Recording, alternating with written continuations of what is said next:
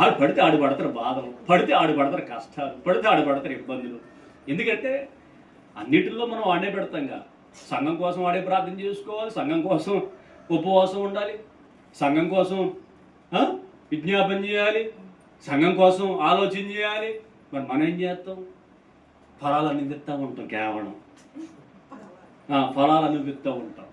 అంటే ఆయన ఒక్కడి మీదే బాధ్యత ఉందా? మనకి లేదా? చర్చిలో ఉన్న అందరికీ బాధ్యత ఉంది. నన్ను అడిగేవాడు నిన్ను అడుగుతాడు రేపొద్దున. గుర్తుపెట్టుకోండి, మిమ్మల్ని అందరూ చాటు ఉంచాను, ఒక సంఘంలో పెట్టాను, మరి తను చేసింది తను చేశాడు, మరి నువ్వు చేసింది నువ్వు ఎందుకు చేయలేదని రేపొద్దున అడుగుతాడు దేవుడు. ఏం చెప్తావు?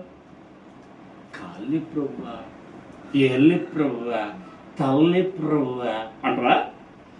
చెప్పు, అయ్యే చెప్పు. అక్కడ నీ మాటలు ఎక్కడో పడతారేమో, ఆయన పడ్డావు. హల్లెలూయా. కాబట్టి నేనేం చెప్తానంటే, నీ పిరికితనాన్ని మొదటగా విడిచిపెట్టు.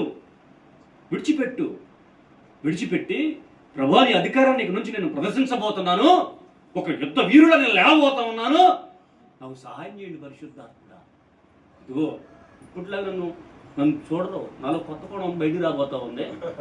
ఆనాడు శిష్యులు ఎలాగైతే తేలు ఎడగొట్టారో అలా వెళ్ళగొట్టబోతా ఉన్నాను, చూడబోతా ఉన్నావు.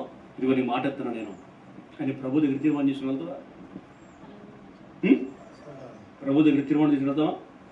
తీరాడికి వెళ్ళిన తర్వాత వాళ్ళ హావభావాలు చూసి వాళ్ళు ఎగురుతూ ఉంటారు. దెయ్యం పట్టిన వాళ్ళు పిచ్చి పిచ్చుకులు చూస్తాం. అసలు ఆ వాతావరణంలో వెళ్ళినప్పుడే మనకు ఆటోమేటిక్గా నోటరాలు వచ్చింది. నోట్లోంచి మాటే మనకు రాదు కదా. ఆ వాతావరణంలోకి అడుగు